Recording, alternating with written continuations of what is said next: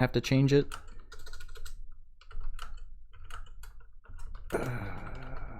Afterwards as well. God damn it. All right, what tags? Rock. I'd say rock's probably the big one. Music. Let's see.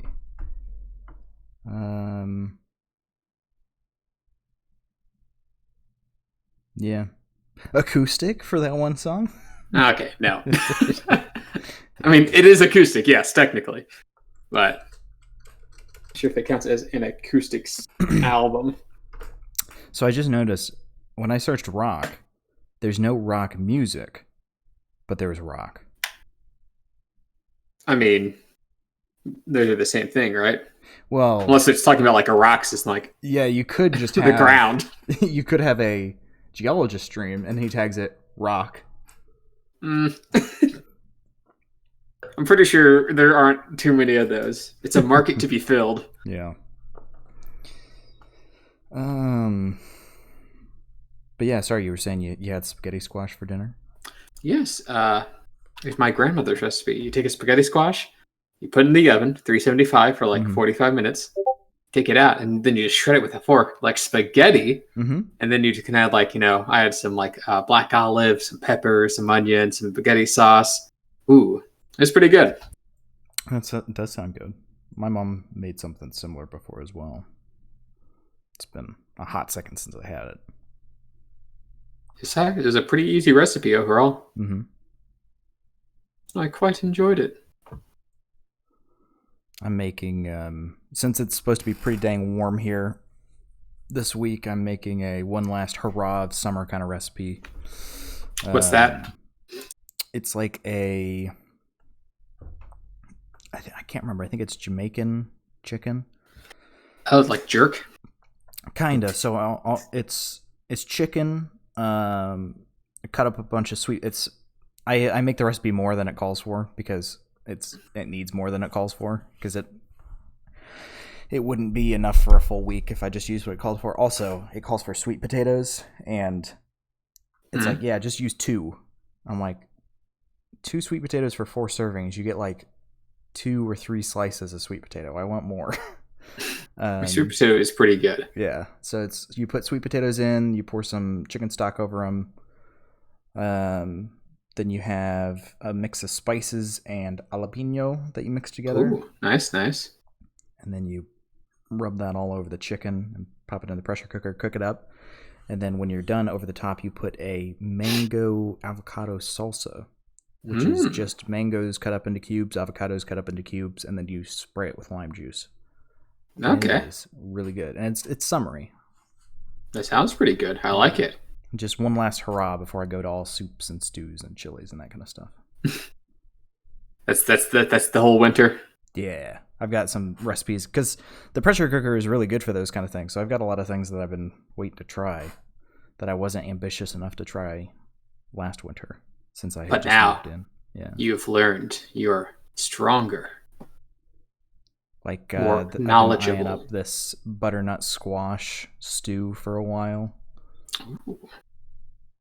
Butternut squash. I guess it's just a stew with butternut squash. Yeah. I'm not sure if there's anything more to that. Excuse me, yeah. But there's no point in having that during the summer because that would fill you up too much. But in the winter, all bets are off. You just have whatever. You been up to anything fun today? Just did some chores. Pretty much. I was filling out my my ballot. Good. Obviously, I can't submit it yet because the post office isn't open. But I'll go in tomorrow or Tuesday. Submit it in person. Are they going to be open tomorrow? Mine is. I checked. I mean, it's during work, but I'll just have to go during lunch. Well, I know. I'm just saying because Columbus Day. I didn't realize if. Oh yeah. I didn't think about that. Maybe I'll just go. Maybe I'll just go on Tuesday then. Because I do know federal uses any excuse to take a holiday that they can. Yeah, I might go on Tuesday then. Definitely ASAP though. Yes. Well, I've got it all filled out and ready to submit. Just gotta do it. I need to figure out when early voting starts here, because I would prefer not to vote on the day of, just because it's going to be super busy, I imagine. Yeah. I mean, if you can do early voting, I mean, that's kind of the way to go. Yeah. Well, I need to check with my location if they do early voting soon. But whatever day I'm doing that, though, I'm going to take off as a holiday. Ah, good. Really embrace the democratic ideal. Yeah. Because can respect I that. don't know how I would do it otherwise if I didn't use it as a holiday. Yeah, I guess you're kind of far out, so you couldn't really like take a lunch and do it. Yeah, no. No, I could not. Yeah, the post office is pretty close to where I am, so yeah. I'm able to do that. But I stayed up way too late last night, Cooper. I mean, I was there. No. Wait, like past 2? Yeah. How late's late? 4. Ooh. I thought I had stumbled upon the holy grail of what I was trying to do in Blender all day. And so 2 hours. You're blending from 2 to 4 in the morning? Yes, I was. Goodness. And guess what? What? I learned nothing. I learned a cool trick, but it wasn't what I needed. I did figure it out today. It made no sense, but it works. So it's, instead of setting a force field on an object, so basically just a force being pulled towards the surface, because for some reason that doesn't affect fluids, but a harmonic force field does. Okay. And I'm not going to pretend I understand. I mean, I don't understand it, but yeah, but it works. That's all that matters. So after this evening, I might actually boot up my other computer to do this. I don't know if I have a graphics card in there, but it's going to take a long time to render. And this one will be more impressive than the one I did before. The raw computing power. Yeah. Well, I can do it on this one, but he's getting up there, and I don't want to abuse him too much. I need him to hold on to do general things, because I haven't pushed it too hard. Arc it pushes it a bit. Oh, it's not like it's going to explode. I mean, that the graphics card in there, Cooper, is 5 years old. That is getting up there. It's a 1070. Or no, I don't. That's what my sister has. That's what I just built her. I have a 970. Yeah. Well, maybe it will explode. Yeah. So I mean, and it's still I'm pretty happy. I still can run most modern games on high. It still works pretty dang well.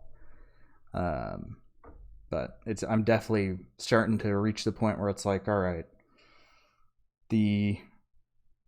I'm starting to feel like those people, like when my dad tells the story, is like, he had a floppy disk that had 25 megabytes of data. He's like, when am I ever going to fill up this whole floppy disk? Right.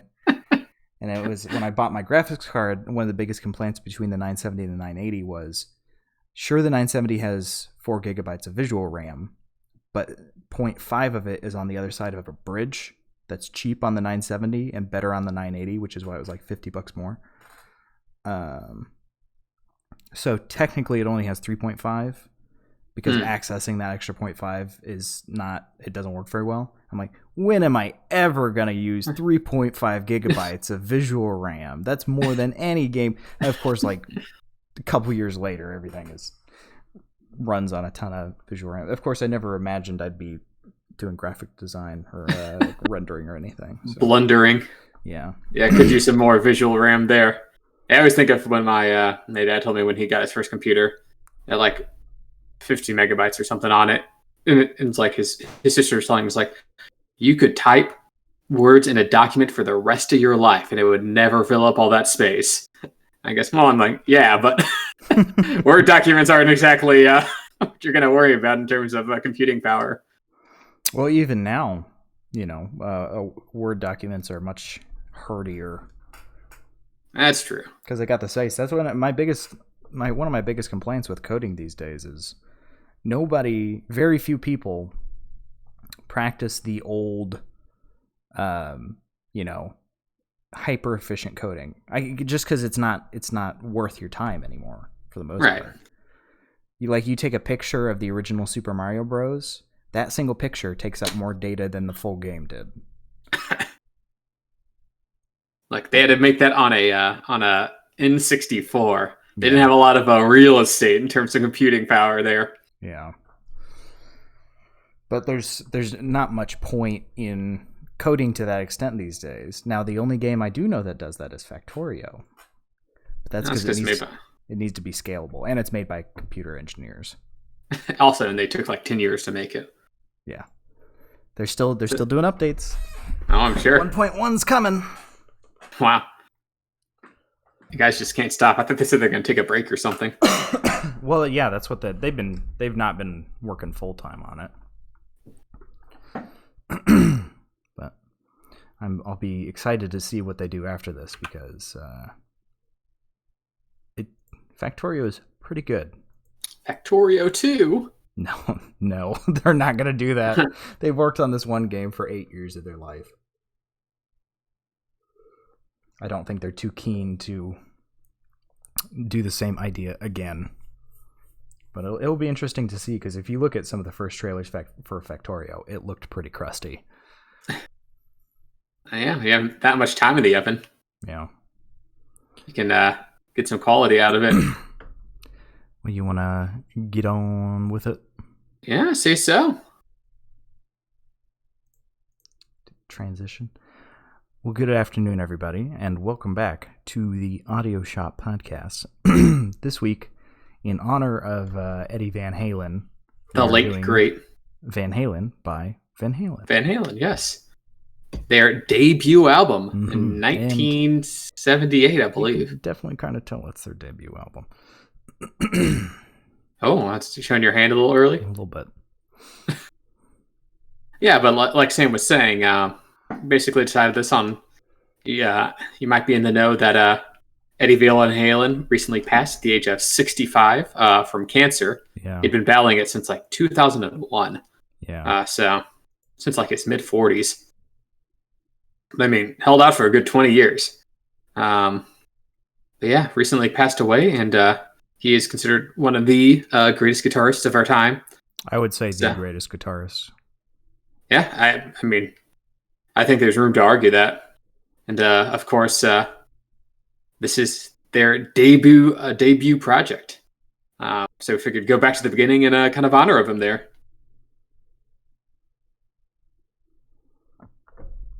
Excuse me. Bless you. I'm not sure why I'm phlegmy this evening. I'll try and clear my voice away from the mic. So we'll just get right into it then with track number 1. Yes, track number Running with the Devil. Which I gotta say, I would argue this is probably one of their popular songs. I've never really been a big fan of it. You know, it's definitely like it is one of their most popular ones, but I kind of agree. It's never been like my favorite Van Halen song. Yeah. It's a little simplistic. Mm-hmm. Maybe that's why it's so popular, right? It's got a catchy hook. It doesn't really deviate from the from the formula too much. Yeah, and I will eat my hat if you didn't notice on this album, Cooper, but the guitar is exclusively in the left ear for basically the whole thing. Oh, I noticed. I didn't mind it too much. Very aggressively in the left ear. But I'm sure you minded. I don't know. As soon as this album started, it started off with that, and I was like, God damn it. My first reaction was just fuck audio mixers from the 70s and 80s, man. Like I imagine they're the same kind of thing as those wanky modern art movement people. Like, you don't appreciate the fanciness of what I'm doing. Like, no, it's shit. It's awful. Why would you do this? No one. Wow. If you're listening to it with headphones, it is the worst experience you can have. I mean, I don't really mind it too much, but even for me, who doesn't really mind when instruments are in one ear over the other, it is pretty apparent just because it's like the guitar. It's the lead guitar. There's Eddie's nothing guitar. in the right ear to balance. There's not like they slightly balance the vocals to the right ear, but other than that, the right ear's blank and it's all in the left ear. Well, there's also the fact that I mean, you can also notice it because in the guitar solos, it goes into both ears. That's like the only time that the guitar is in both ears evenly. Yeah, really, on some of the songs, the solo stays in the left. Yeah, but like on Running on the Devil, it goes back into the right ear. Yeah. Which kind of brings attention to it again. Yeah, and that was the only thing I noticed with this. I mean, the solo was great as always, but it's so short. Yeah, it's a very, very to the point song. I mean, it's mostly the hook, the Running with the Devil hook. Yeah, over and over. I guess the beginning of the song is a little interesting. It starts with like this, like almost like car alarm sound. But beyond that, it's not it's just like a very classic rock noise. Not sure how to put it beyond that, honestly. Yeah, it's listening when I started this, I was like, man, I would like to do a good Van Halen album for the like to honor Eddie Van Halen, but we already did 1984, and we're not going to do that again. So I guess we'll do this one. I mean, this is considered one of their better ones. I quite like it. There's not much to this song, I would argue. No. Running with the Devil is a weaker opening than I think some of the rest of the album, honestly. I mean, nothing particularly bad about it. It's just nothing, I think, super interesting about it. I do like David Lee Roth's vocals on this album overall, more than 1984, honestly. There's like a certain more rawness to it. But I'll get into it later, but he sounds the exact same in every single song. Like some of the songs, you run one into another, you can't tell the difference. I mean, it's a consistent vocal styling. I agree. But I like it. I like that kind of rawness to it. Yeah. Jump into track number 2 then, if you're ready. Yes, track number 2, Eruption. Now this I can get behind. Yeah, I mean, this one's it's a pure instrumental of just Eddie's guitar playing. Yeah. And kind of I mean, he's when he made this album, he was 23. Right? So our age. And That's depressing. Not for Eddie. For me. No, but 23 years old. And this guitar solo is it's like 2 minutes long, so it's not like Overstate's Welcome or anything, but it's wild. It didn't even feel. It felt like 30 seconds to me. It was just, it had me enraptured the whole time. It's just fantastic. No other instruments, only Van Halen's guitar. Yeah, and it is it's transcendent. 2 minutes. So, he's just shredding away. I was sitting. I typed it at the end because I couldn't, while I was listening to it, trying to type. I couldn't type anything during it. I had to type it after. It's just enrapturous. It's so good. There's so many different little things. It's so dense. There's so much going on. I don't know. It was really good. I like it a lot more than Running with the Devil because I feel like the whole thing that Van Halen has going for it is Eddie Van Halen. Other than that, you're just a rock band, not even that good of a rock band. But with you add Eddie Van Halen in the mix, they got he's the crown jewel on the crown, so to speak. No, I agree, and I think Eruption kind of proves that point. Yeah. I mean, Matt, if you put in this album in like 1978, right? You just got it. You listen to Run with the Devil, like, okay, pretty decent, rock track. Then Eruption comes on, you're like, okay, this is something else going on here. And I would argue that his level of guitar playing has not been heard before or since. I'm almost suspicious that he intentionally toned it down for Running with the Devil, Dude, just so that Eruption would. My biggest complaint with this whole album is it feels like they didn't want Eddie to be as out there with his guitar playing. There's a couple songs where he is, but then there's other songs where he's just playing the most basic lead guitar line, and they're trying to focus on crappy vocals. And I'm like, this is not a good song. Oh, I'm gonna say Roth's vocals are crappy. Well, some of the songs they are. When you just heard 9 of the same thing, and then a 10th one comes on that's the same thing, and it's a very simplistic song, it's like, okay, whatever. I mean, they're he's consistent with it. I'm not gonna say crappy though. I don't know, Cooper. If you had to eat the same thing for every meal 3 times a day for a week, I think you'd get sick around time number 10. It's a 35-minute album. It's not exactly a marathon we're running here. It takes you longer than half an hour to run a marathon? Huh? Are you running a marathon in half an hour? No, not since the accident. Oh, raises a lot of questions, but yeah, well, go into track number 3, You Really Got Me. You Really Got Me.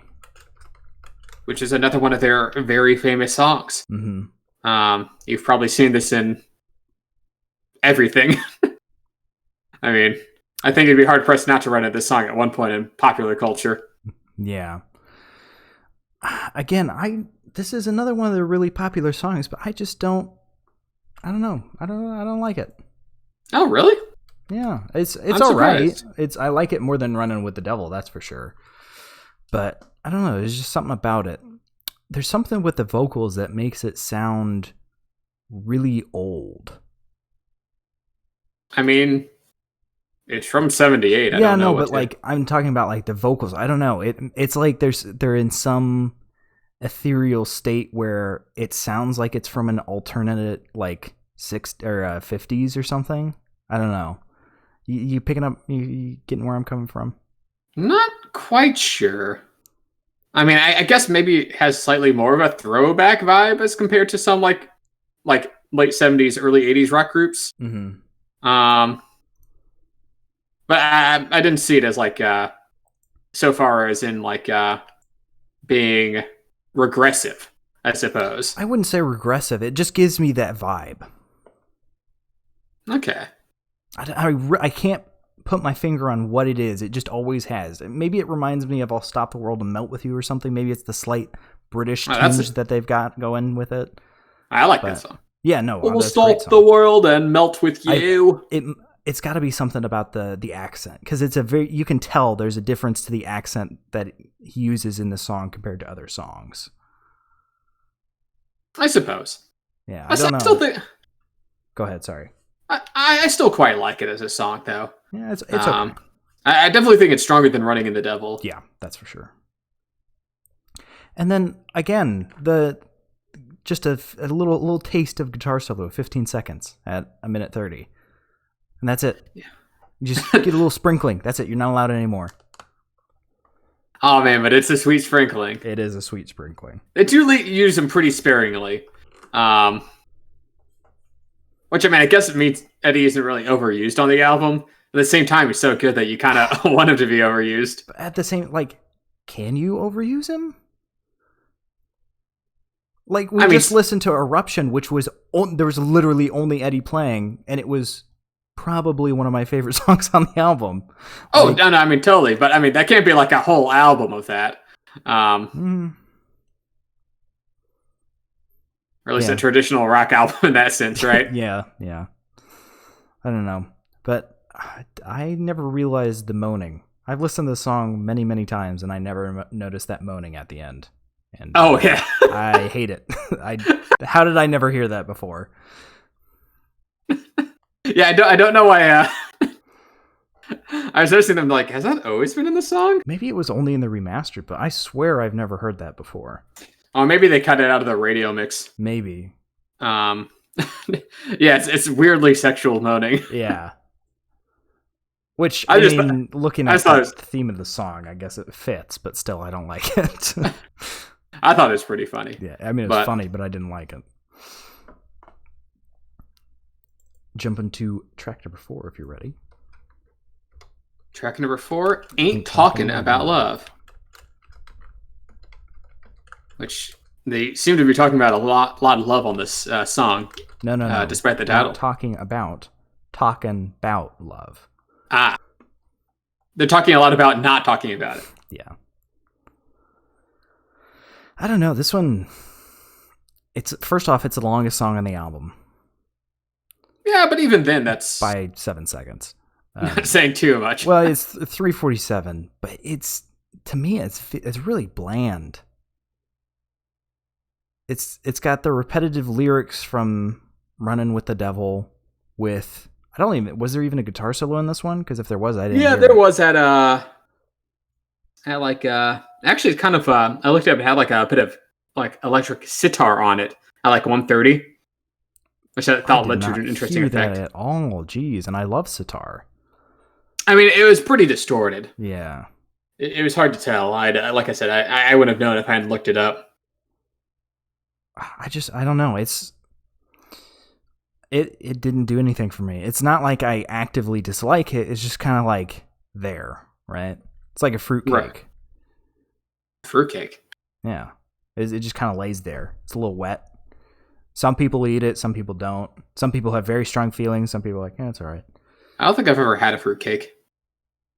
I feel like they don't make them much anymore. It's like those old recipe books where half the foods are encased in gelatin because they just discovered it. So they had to use it. Yeah. This newfangled item. I've got one of those upstairs from my great grandma's. Aw, that's cute. It's not. You get a tin, fill it with hot dogs, pour gelatin over it, and then put whipped cream on it, and they call it meat surprise or something like that. That does sound like a surprise. Yeah. Or there's a lot of gelatin salads. That's what they would call them.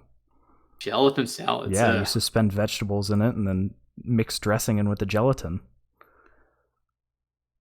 Maybe that's not a good idea. No, it's there's a reason that nobody ever makes those anymore. I'm glad we don't do that anymore. But moving on. I don't think this song is the equivalent of veggie Jello. No, it's not that bad. It's kind of blah to me. I think it's pretty fun. I like after the 3-minute point, the hey heys they throw in there, very Stadium Rock-esque, with a lot of energy going there. I will admit, the first time I was listening through this album, I was also running, and this is a great running album. Like, there's no all the songs are pretty high energy. Yeah.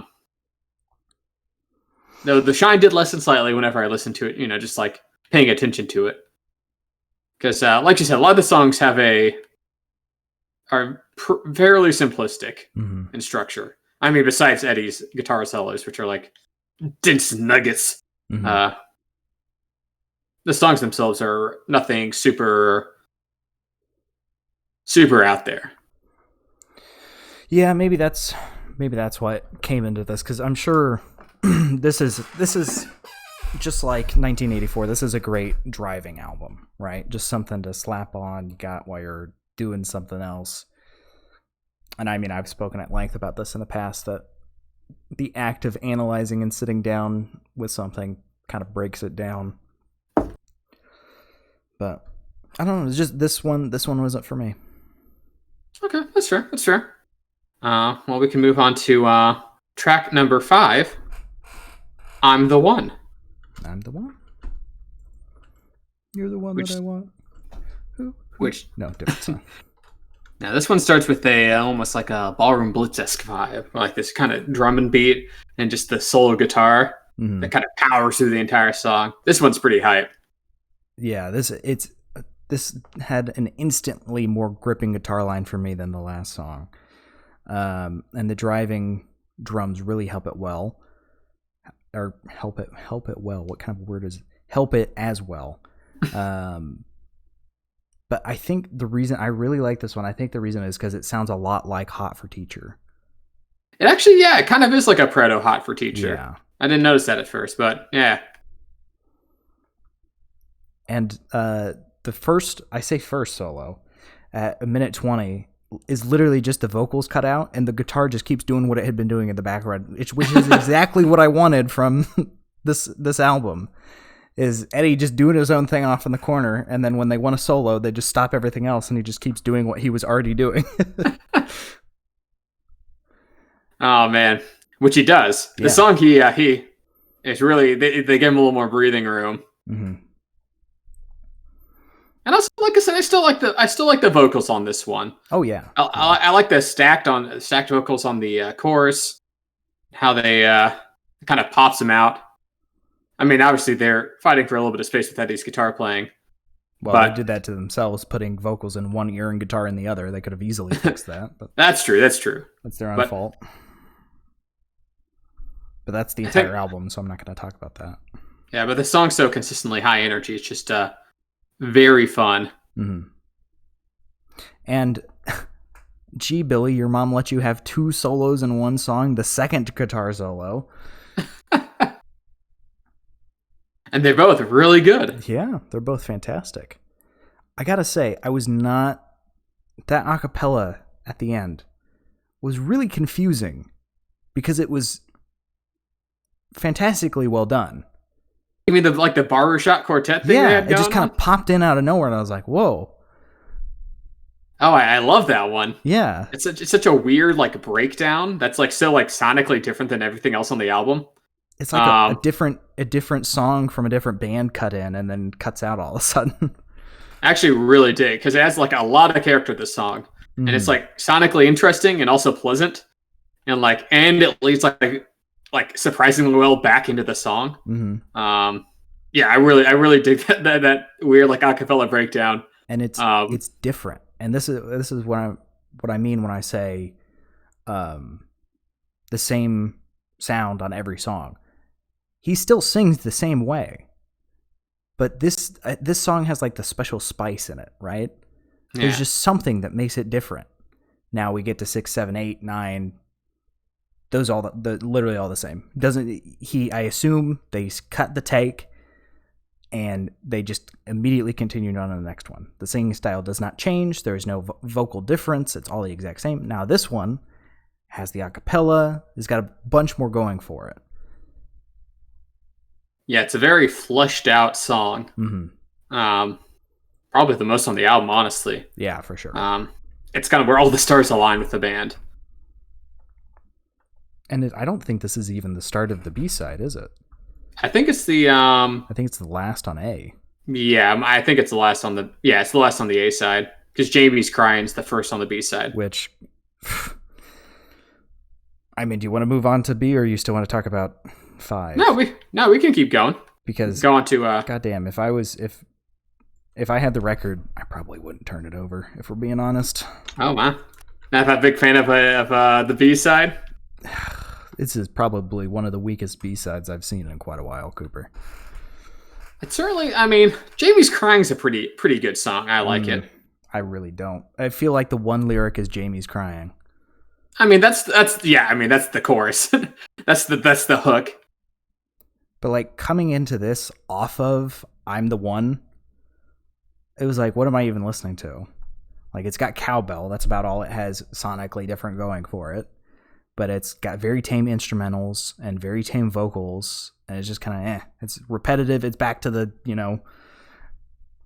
little section, chorus, little section, chorus. Yeah, it's definitely, and especially the guitar playing's toned down on this one. Mm-hmm. Which, going off of, we've made it pretty abundantly clear that, the guitar playing's like, you're going to want to stick with pointing that out. Yeah, I don't know. This is just, it's not a bad song, but it's just disappointing. And it's this is another one of their really popular songs. I don't understand why it's so popular. This is another one. All the popular songs off this album, I really am just not that big of a fan of. Yeah, the singles here are not like, again, I'm not going to say like they're disappointing or like hard to listen to, but they're definitely weak. Simple, I think is the word I'll use. Like, I'm not sure there's as much to dig into it as I would like.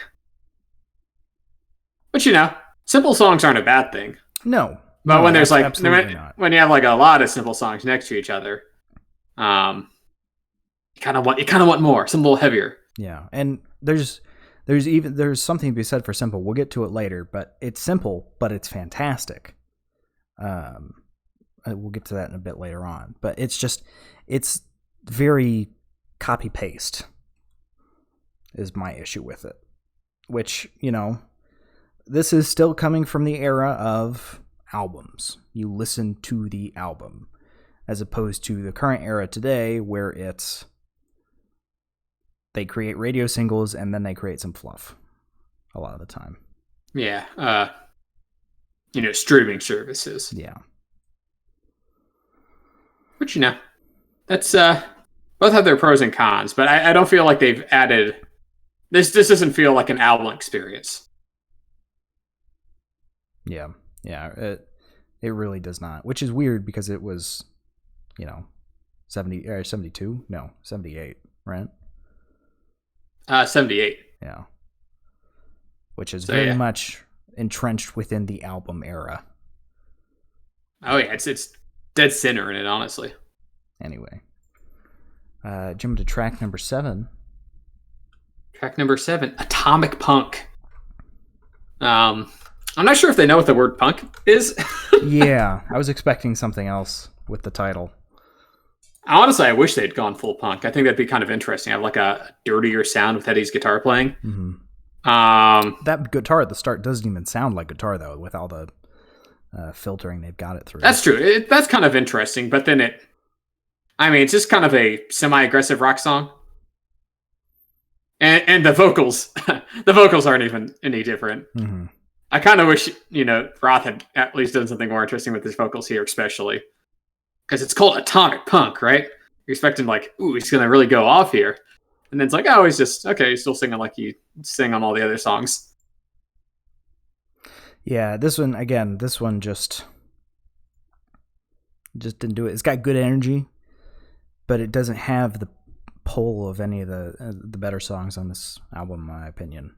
It's not a banger, but it's not bad. There's just not really anything that sets it apart.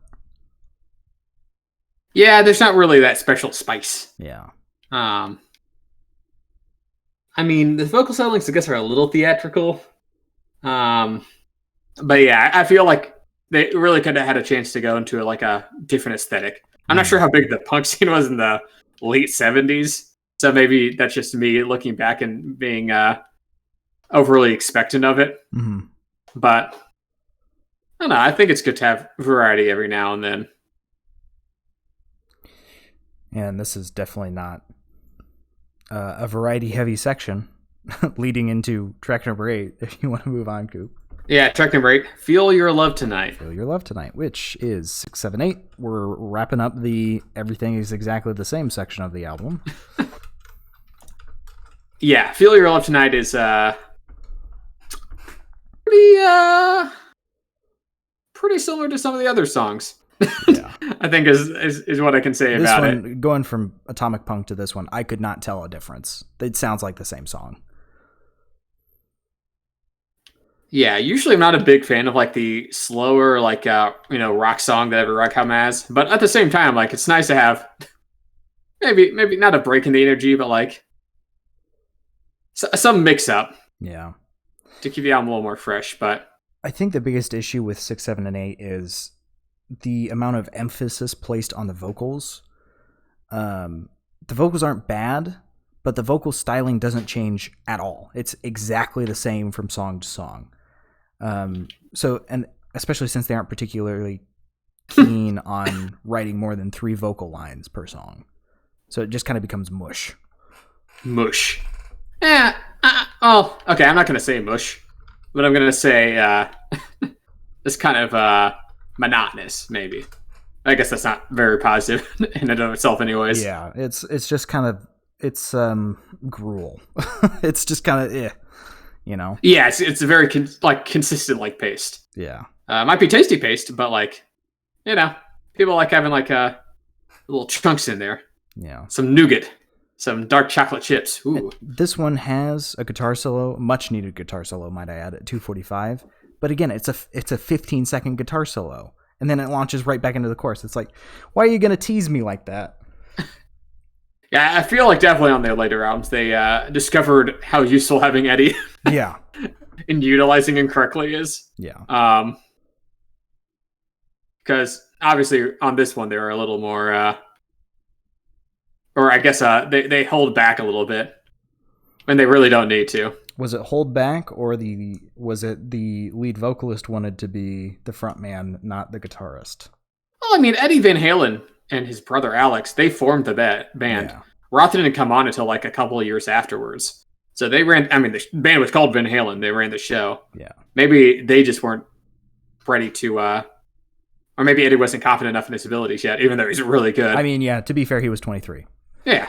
So I mean, this is their debut album. Yeah. So, yeah. Well, and plus we've listened to 1984, which is probably one of the greatest rock albums of all time. that's them with 6 more years of experience. Yeah. And obviously you can tell Eddie's completely found his voice by then. So we're comparing. It's kind of unfair comparing. Well, I mean, it's completely fair comparing Van Halen to themselves, but you can just see the amount of growth. Which I mean, I think is better than the opposite of being like, some bands get worse as they go. Yeah, yeah, I can think of quite a few examples off the top of my head. Imagine Dragons. There's one. Disco. I do kind of like the little stacked a cappella vocals at points. I think those are kind of fun on this song. But beyond that, it's just kind of there. Yeah, it's not something to throw on. Feel Your Love Tonight, man, by Van Halen. Yeah. And moving on to track number 9. Little Dreamer. Little Dreamer. And if you thought it couldn't get any worse, you were wrong.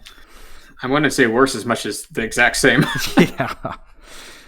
It's got a which at this point is... Yeah. Yeah, at this point it's wearing its welcome. It's got a little bit of a different vocal styling, thankfully, but there's barely any instruments. They try and rely on the vocals almost completely for this song. It's just... No. Where's you can't do a rock song does not rely on vocals. That's not how it works.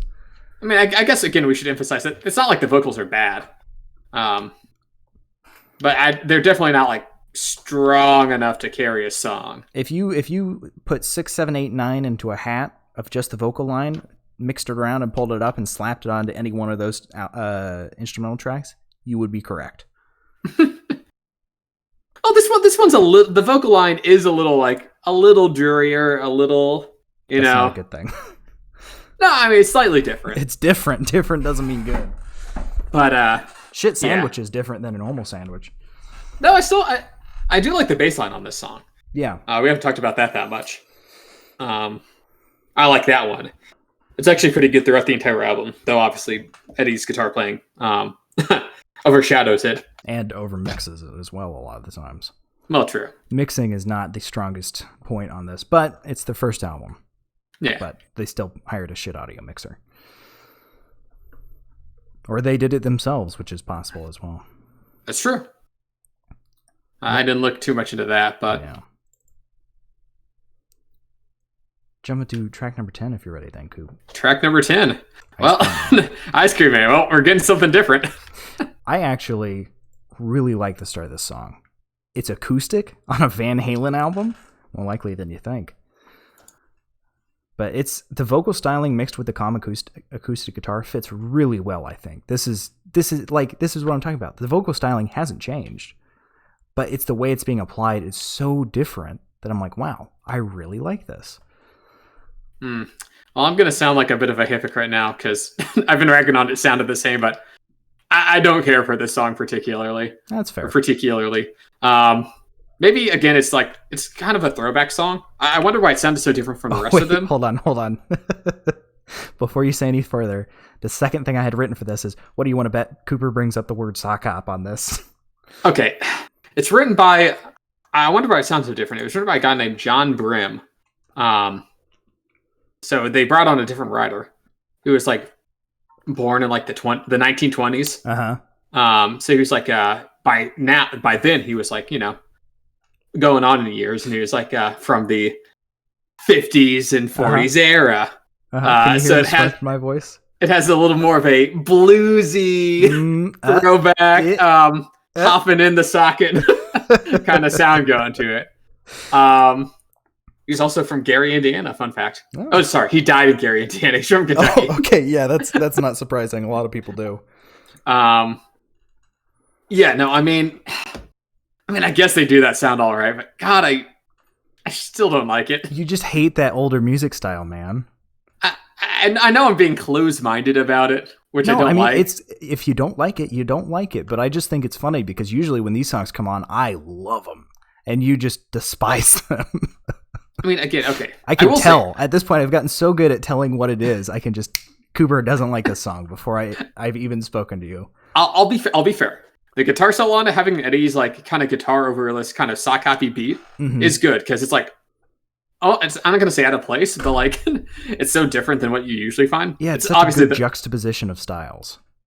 But like, I don't like the song that's built around it. I know you don't.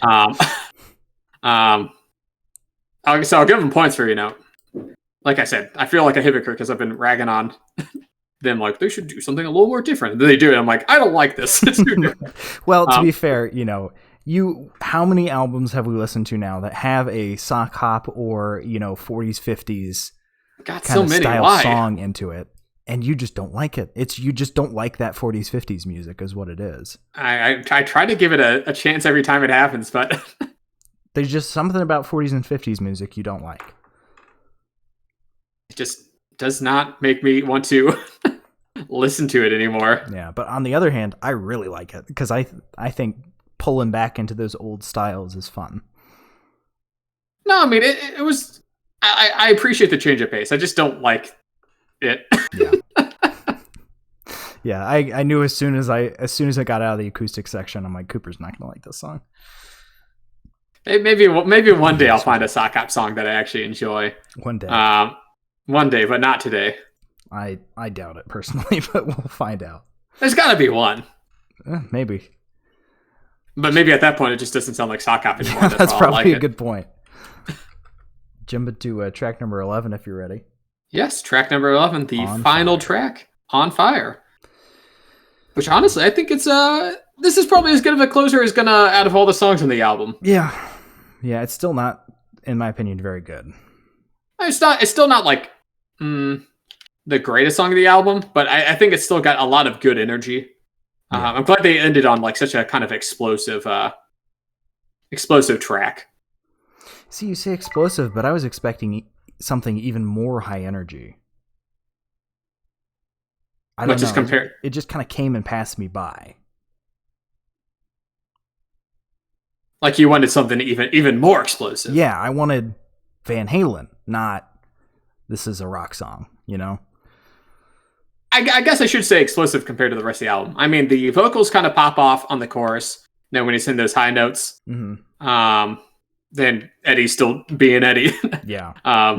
In the best way possible.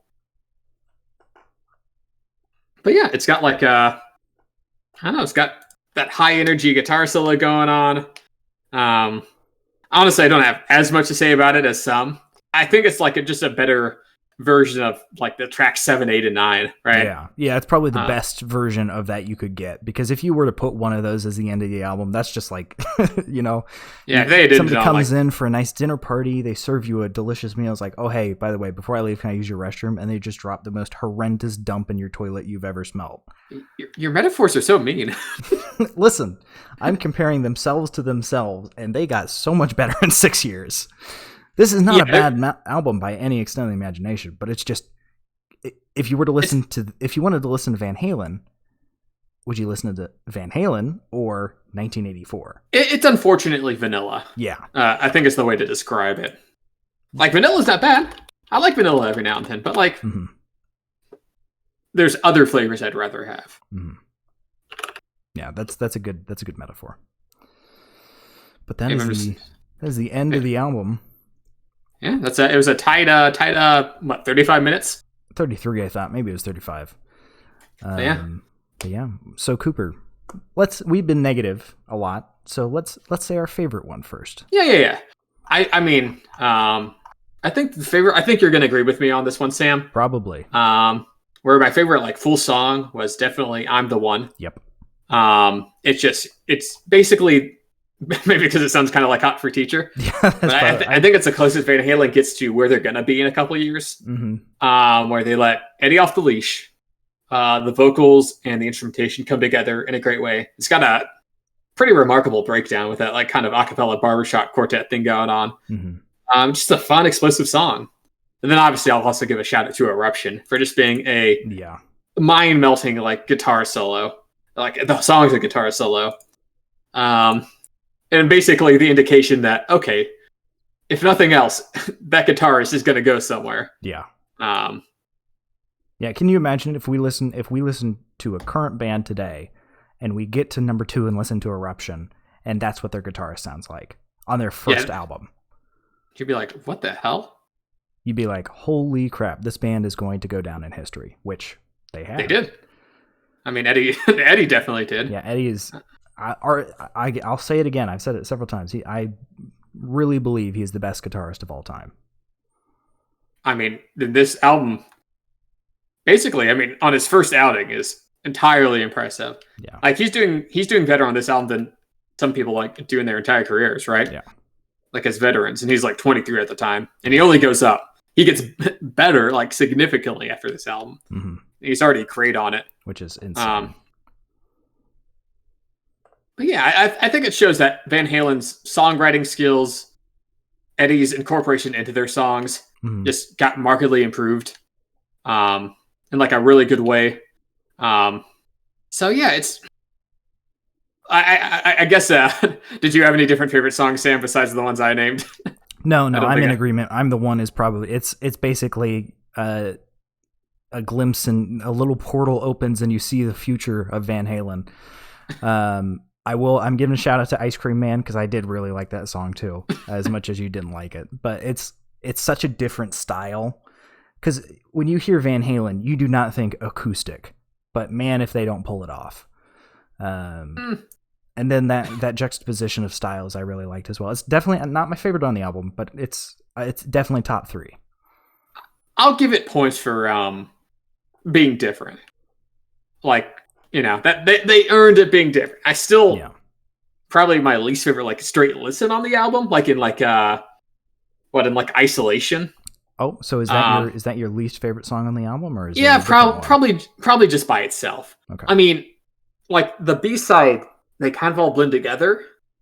But like I've listened to any one of them like by themselves. It's kind of accumulatively, they're not great. But like individually, they're fine. I feel like you're giving them too much credit because even if you listen to them alone, they're just kind of white bread, you know? Like my least favorite was Little Dreamer because it tries to rely on vocals for first thing, and it immediately gets struck down for that. Now, is it Little Dreamer because it's the worst, or because it's at the end of the samey train? I moved my worst several times, and initially, in my opinion, the second worst is Ain't Talking About Love. Okay. Just because it wasn't good, and I didn't move the worst until I got to Little Dreamer. So I think while I dislike the copy paste section, I think Little Dreamer just sets itself apart as worse. Okay, that's fair. I can completely understand that as well. Well, yeah, I guess that's our favorite and least favorite. Now we'll get on to the rating. I think I did it last time, Sam. You want to explain our rating system? Sure. So here at Audio Shop, our podcast, we decided for some reason to have it car-themed, mainly because we looked up several good ideas that we had, and turns out they were already taken. So we went with cars because everyone loves cars. Yeah, they're kind of like things that drive on the ground. If planes had wheels. Yeah. You know planes, right? I think I've read about them. Yeah. So they're kind of like air cars. Yeah, and I've worked on cars for probably about 15 years at this point. So I thought, this is a good tie-in because when everybody thinks of cars, they think of music. Well, in a way, you listen to music in your car a lot. Yeah, I think there's a classical tie there. Yeah, we'll just keep telling ourselves that. So we got a 1 out of 5 to 5 out of 5 rating. Top of the top is Showroom, 5 out of 5. It's cream of the crop, rises to the top. You have to listen to this. This is a very good album. And then you got Bottom of the Barrel, 1 out of 5. You're scraping the barrel, just push it to the scrapyard. It's not even worth it. Don't listen to it.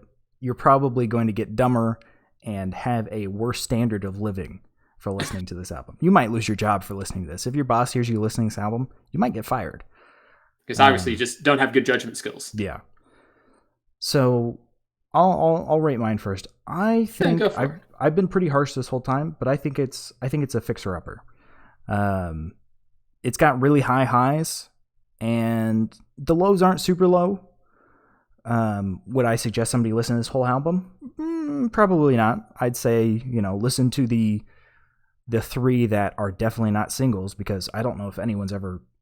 The popular songs on this album are not the best songs on this album by any shot. Yeah, which is that's the most surprising thing I got from this album is the fact that they're decent rock songs, but definitely not the best rock songs of all time. Yeah, like I'm the One is far and away the best song on the album.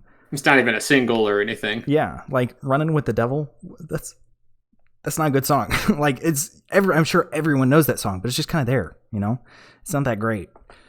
Maybe that's why everyone knows it's pretty simplistic. Yeah, but I'd argue I'm the One is on par with Hot for Teacher, and everybody knows Hot for Teacher.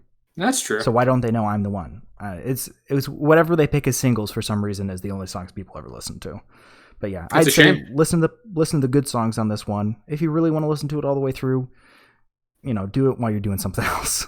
Don't sit down and type stuff out like we do, because you're just not going to have a fun time.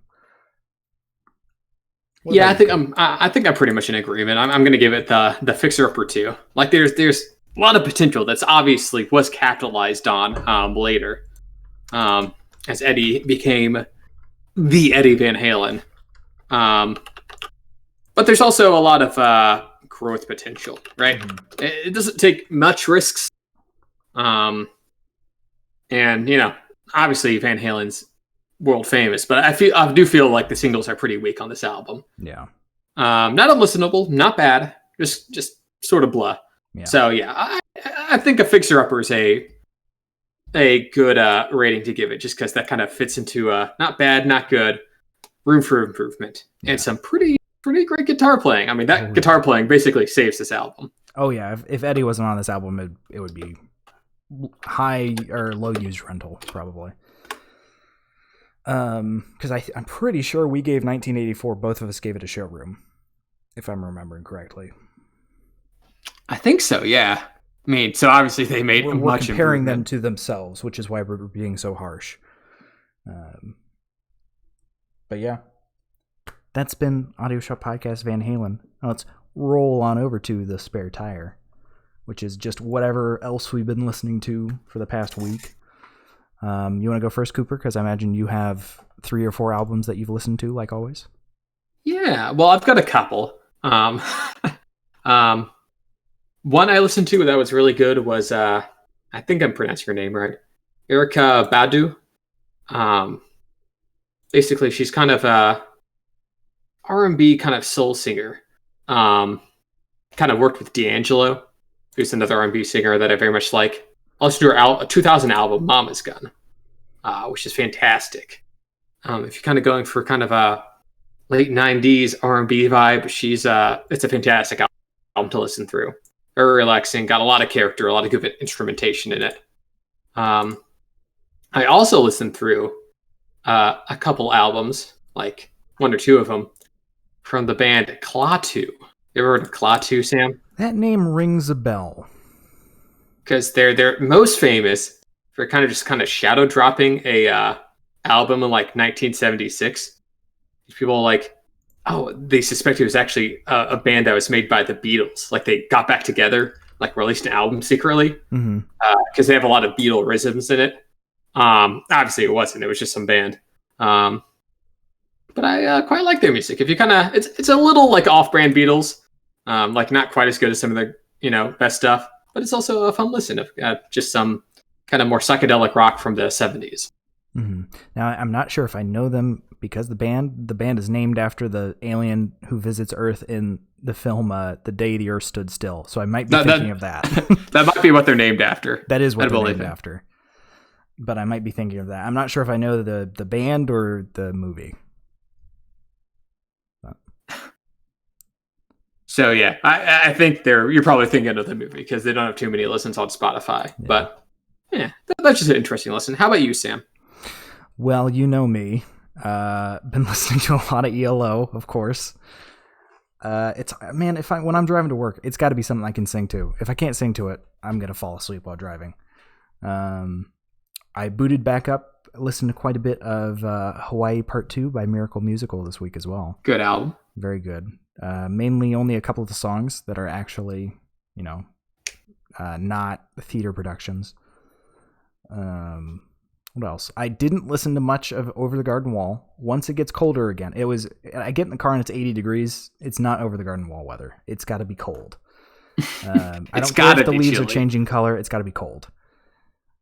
So yeah, that's what I've been doing. Booted back up some Traveling Wilburys as well. Actually, a lot of Traveling Wilburys almost every day. Just so good, man. You just like Jeff Lynne. Yeah. Well, I mainly listen to Handle with Care and Headed for the Light, which are the George Harrison songs. That's true. George Harrison has some good albums. Yeah. I listened to Cloud 9 a little while ago, but there's just nothing sticks out to me as much as it does on Traveling Wilburys. I don't know. You should listen to his album All Things Shall Pass, I think is what it's called. That's a good album with George Harrison. I'll check that out. Well, I listened to Cloud 9 because that was the one that Jeff Lynne helped produce. So I was thinking I would get more Headed for the Light kind of stuff and Handle with Care because those are the two Jeff Lynne, George Harrison heavy songs. So I was like, ooh, maybe there'll be more of those. But there wasn't. It's a good album, but it's not to that tier. I could listen to Headed for the Light on repeat. In all honesty, it's such a good song. In fact, I think you have. I have. And hey, you really liked it too. No, it was a great song. Yeah. I'm not arguing with that. Yeah. So basically, that was our review of Van Halen by Van Halen. Kind of wish, we could have enjoyed it a little bit more. But I think it's still a celebration of Eddie being basically the best part of any project he's a part of.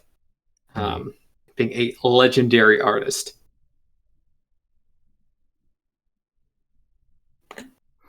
Well, yeah. You wanna go on and wrap it up? I think so. Yeah. So hopefully you'll be able to join us again next week. Follow us at the Audio Shop Twitter at AudioShop14. We'll let you know what we'll be reviewing, and we'll be reviewing it at Sunday nights at 8 p.m. Eastern. Mm-hmm. You got any suggestions? There's a little box down below that you can type them in. We'll pull stuff out of there occasionally when we don't have ideas. And if you like what you hear and you want to listen to some past ones, you go down to the picture of Jeff Lynne. You click it, the guy with the curly hair. You click it, it'll take you to YouTube where we got them all past uploaded. I didn't make last week's live yet, but I'll be doing that soon. I just haven't gotten around to it. And if you're listening on YouTube and you like what you hear, 8 p.m. Sundays, as Cooper said, come on over to Twitch. It's in the description, and hop in the chat. And it'll be a fun time. So we hope to see you then and there. Yeah. See you, shoppies. See ya. See ya.